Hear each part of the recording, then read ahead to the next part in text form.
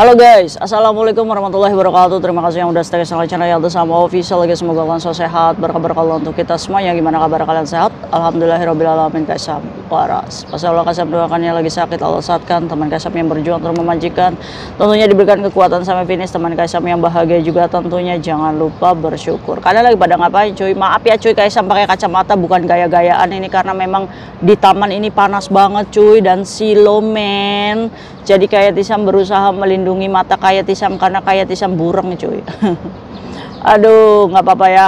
Abaikan kacamata kayak Tisam, yang penting kita gibah bersama. Sambil kayak Tisam juga berjemur untuk kesehatan kayak Tisam sendiri.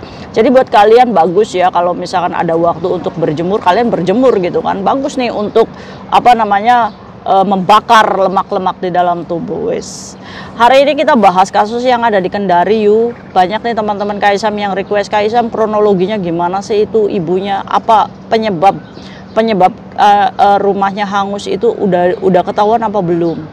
Oke, ini juga pembelajaran untuk kita ya cuy ya. Memang ini miris sekali ya, di Indonesia itu pernikahan muda itu sungguh sangat banyak ya, apalagi ini kalau melihat dari usia ibunya, anak yang paling gedenya ini anak umur 4 tahun, otomatis umur ibunya aja ini 23 tahun. Kalau anak yang paling gedenya 4 tahun, otomatis dikurangi 4 tahun, berarti 19 tahun dia udah hamidun ya.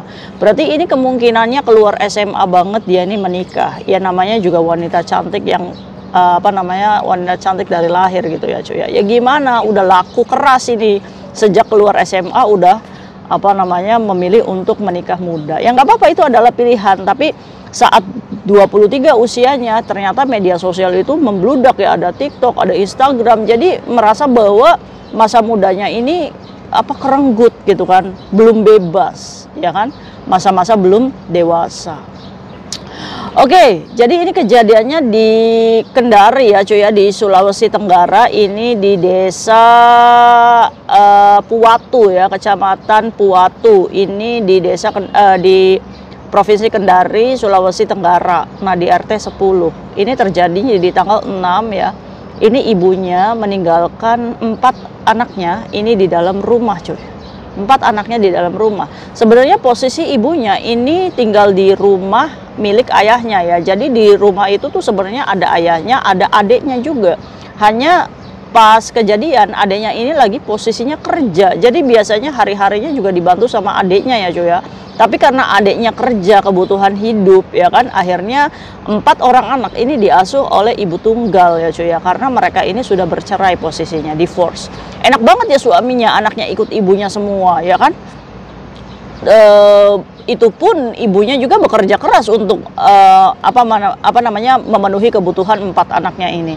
Jadi posisinya dalam rumah itu ada satu kembar ya, maksudnya 2 balita ya, semuanya balita di bawah umur 5 tahun semua ya. Ini 2 kembar, satu umur 1 tahun dan umur 4 tahun. Jadi 4 tahun 1 tahun, yang kembarnya ini umurnya 2 tahun setengah cuy, 2 tahun setengahan. Jadi jangka waktunya ini nggak KB ya, mungkin mbaknya ya, banyak banget anaknya. Kasih ke kayak Tisam juga nggak nolak ya. Jadi pas kejadian itu di jam 11 ini ibunya ini pergi cuy sama pacarnya. Ya namanya juga kan kita ya cuy ya, ngebesarin anak aja ya jenuh juga ya kan. Kita juga butuh ibaratnya orang yang bisa untuk berbagi kisah gitu kan. Jadi emaknya ini udah punya pacar lagi cuy. Dan pacarnya ini security bank cuy. Nah lumayan ya. Jadi pas hari kejadian ini jam 11, ibunya ini meninggalkan anaknya di rumah, dikunci dari depan ini pintu. Pergilah sama pacarnya membeli makanan siap saji. Nah di situ itu ngomongnya membelikan McDonald cuy, McD ya, meninggalkan anaknya yang masih piyak-piyak ini di rumah. Nah saat dia ini pergi, ini cukup lama ya, karena saat dia kembali di jam 2 siang, dari jam 11, 12, 1, 2, 4 jam ngapain aja, pacaran, ninggalin anak, kok nggak ada pikiran. Ya namanya juga Kendari, mungkin di situ tempatnya masih pelosok-pelosok kali ya cuy ya, masih jalanan juga bergejal-bergejul gitu cuy ya. Kita positive thinking aja, mungkin dari desa ke kotanya itu menempuh jarak jauh gitu kan. Akhirnya 4 jam itu ibunya kembali, saat kembali rumah itu sudah hangus cuy. Sudah api ini sudah ke atas. Nah saat itu warga itu berusaha untuk menyelamatkan yang ada di dalam. Ternyata yang bisa diselamatkan itu umur yang 2,5 tahun ini, yang kembar ini satu cuy, dibawa keluar. Nah nggak tahu nih cuy, ini Nasaki mungkin paniknya shock ya. Jadi posisinya ibunya sudah datang, di situ juga api sudah gede. Saat sudah menyelamatkan satu, dikira warga nih udah nggak ada lagi nih di rumah. Karena saat diselusuri rumah ini kosong. Oh udah nggak ada nih, udah nggak ada. Ya udah dong, warga itu nonton cuy. Karena apinya susah untuk dipadamkan. Karena pada waktu itu damkar juga sudah dipanggil ya kan. Ngambil air dari belakang juga susah. Ini pengakuan dari kepala RT-nya cuy. RT RW-nya ya di situ. Memberikan kesaksian bahwa memang pada saat itu warga itu melihat. Nah saat damkar ini datang sudah sudah nyemprotin itu dan sudah padam ya, tinggal pendinginan, baru ada informasi bahwa di dalam ada 2 anak lagi cuy. Wah ya kaget dong. Wah ya sudah, kebakarlah 2 anak itu yang di dalam itu. Jadi yang baru diselamatkan itu yang 4 tahun, terus juga yang kembarnya juga diselamatkan yang 2,5 tahun, ternyata masih tertinggal 2 lagi.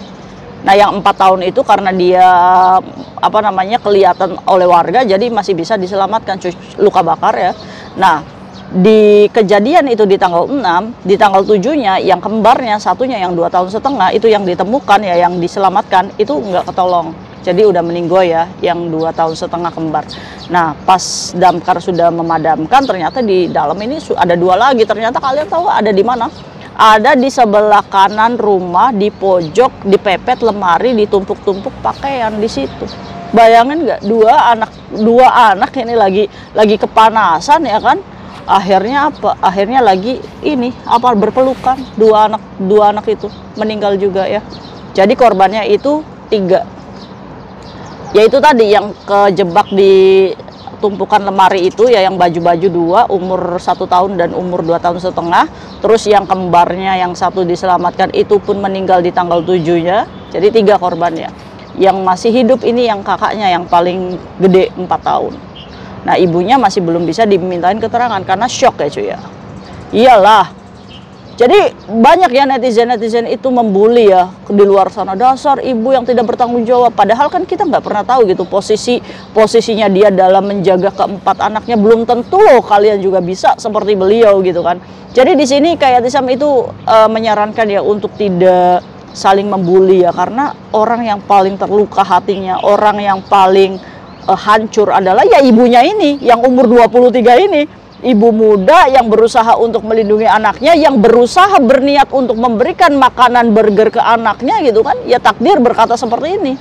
Nah ini ibaratnya kita yang harus belajar untuk bagaimana sih menyikapi banyak anak di rumah ya kan.